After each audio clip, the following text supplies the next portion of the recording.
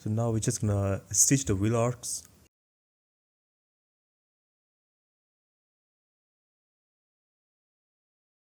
Let's get rid of the extra vertices or the boundaries.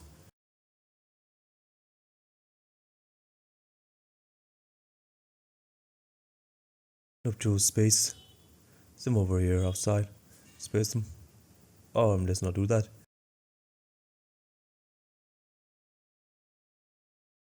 5 with an insert. Insert B. This here is true.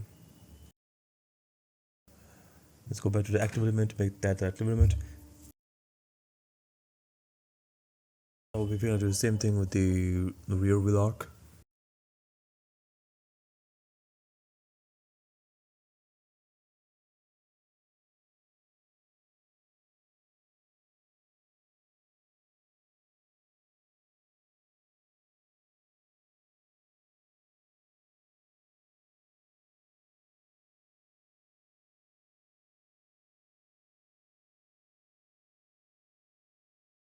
There we go.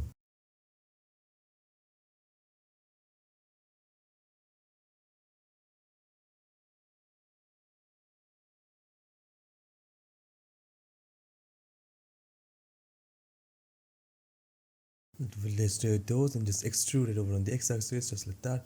Let's add center. Cool. Do the same thing over on the front side.